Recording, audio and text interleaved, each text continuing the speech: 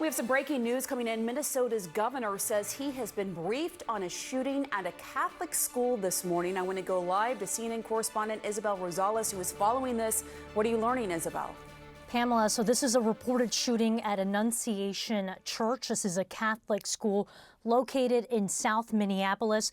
I believe we do have a live feed right now, live images from our CNN affiliate WCCO, where we can see yellow tape. The area has been blocked off, a large police presence. And at moments, we've also seen agents with FBI vests walking around in the scene. We've reached out to hospitals. We've reached out to all sorts of law enforcement agencies trying to get more details. But this is what we have from the governor, Tim Walz, the governor of Minnesota, and Kamala Harris's former running mate. He said this: "I've been briefed on a shooting at Annunciation Catholic School and will continue to provide updates as we get more information." The BCA, that is the Bureau of Criminal Apprehension, and State Patrol are on scene. I am praying for our kids and teachers whose first week of school was marred by this horrific act of violence. We also have a statement from the mayor of the city of Minneapolis, Jacob Frey. He's saying this: "I'm monitoring reports of horrific violence in South Minneapolis.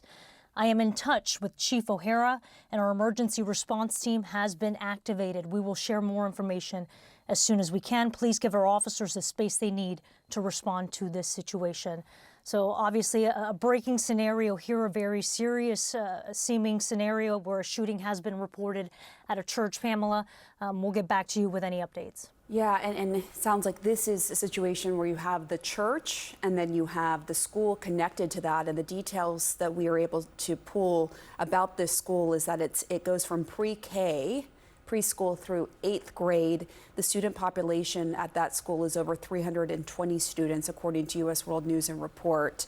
And from their website, Annunciation provides comprehensive education, faith formation, and enrichment activities for children from preschool through 8th grade. And now we are hearing from the governor that police are responding to this horrific act of violence at this Catholic school. And they just started school this week, right, Isabel? That is correct. And Pamela, if I can add this, from their website, it looks like they would have been, that the all-school mass would have likely been underway at the time. So we're looking at a calendar. So school mass would have been underway. Obviously, we're reaching out to across many avenues trying to get more details as to what happened here. That is very sad. All right, thank you. Stand by as more details come in. I want to bring in CNN security correspondent Josh Campbell. We're trying to get some more details, Josh, but right now, per the governor, police are responding. What can you tell us?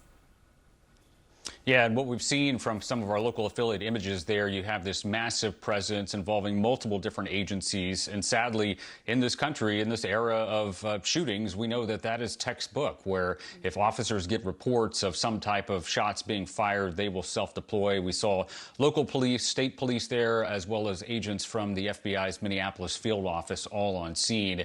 It appears from the posture of officers that we're seeing, and again, we always want to be clear, we wait until authorities give the all clear to people in that area. But it appears from their posture, it appears that the emergent phase of this has likely subsided, because we don't see those additional units coming in, people coming in and rushing. But we also know, sadly, that these incidents are often over in seconds or even minutes.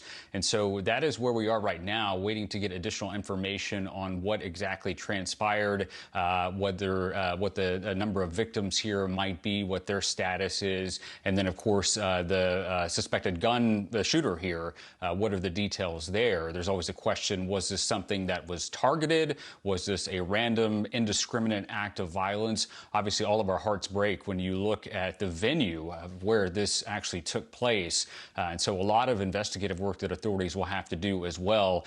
We know that once they actually go through and clear and then have some sense of confidence that there is no longer any threat, they're going to want to interview witnesses that are around there as well, including, pulling any security camera footage that may be around that area, all part of the complex investigation in these shootings that sadly we see too often. All right.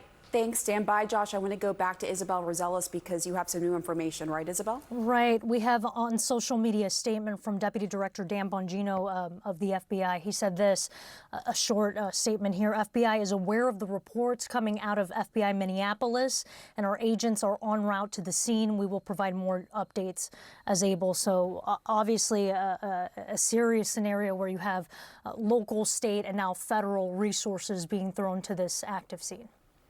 All right. I want to bring back Josh because we're looking here at what's happening. And Josh, you used to be work at the FBI.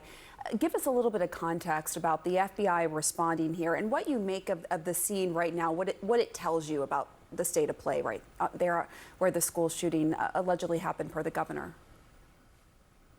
Yeah, so during the emergency phase of a situation like this, all guns are coming on the scene. Anyone, a sworn law enforcement officer that can potentially be able to stop a threat is going to be there, and that's regardless of what their agency is. But after it moves into the investigative stage, all of those different agencies will bring different things to bear. The FBI has a lot of, again, I say, sadly, has a lot of practice in processing these kinds of scenes because they'll want to document exactly what happened. We also know from the ATF that they are responding, the Bureau of Alcohol, Tobacco, Firearms, and Explosives, and they have a specialty in actually tracing firearms in order to determine what the origin was of the weapon. Was it something that someone obtained legally? Was it illegally? They also have the capability to assess whether that weapon was used in past incidents as well. And so all those different agencies under a unified command will be there on scene to try to help as much as they can.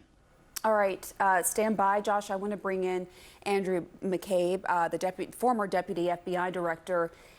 As you look at what's happening, what is your sense of this police response to what the governor said as a shooting at this Catholic school, and the fact that the school just started this week and the mass, per its website, is every morning at 8:15 a.m. That appears to have coincided with the timing here of this alleged shooting. Andrew.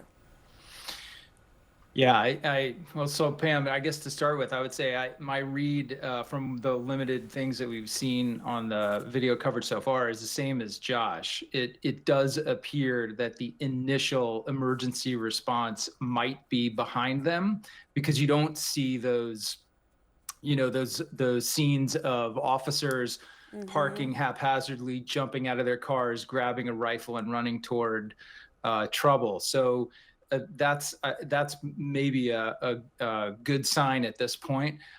In terms of the FBI response, initially it's the same as the rest of the law enforcement community. They hear about these things from their friends and colleagues or on the radio or maybe with local police officers that they're working with on a task force, and they just go. So what you typically see at the very first spot is officers, including FBI agents, getting out of cars, going in there to try to stop this shooter and also to help victims. After that, the second phase of response is typically the more tactical effort to clear the entire premises. And then you might see more SWAT teams, the FBI SWAT team or other local SWAT teams brought in to do that, to go through every room, every closet, every hallway very carefully and slowly to ensure that there are no more threats. And then, of course, you come to the point that we've seen far too many times in this country, which is just the work of the crime scene technicians. The FBI evidence recovery team will likely be brought in to help the local police in that effort. And that's a laborious process of documenting all of the horror and the evidence that likely exists inside this place. As for the timing, I mean, the fact that it happened in the first week of school is awful and disgusting, but we shouldn't be surprised by any of that because we have seen awful and disgusting with these horrible attacks so many times now that it almost seems it's hard to imagine that we're still seeing new things that are like newly offensive and surprising. Yeah. The assembly of the school in a publicly announced and known calendar, anyone who is seeking to try to maximize damages in an attack like this the fact that they know that the entire school will be assembled under one roof at a particular time of the day, that can have negative consequences on how many people get hurt. So we don't know if that's something that this shooter planned on, or whether they just happened to get there at that moment in time. All those details are things that investigators will be trying to uncover as the days and weeks follow. But obviously a lot left for us to try to learn here, as we know very little at this time.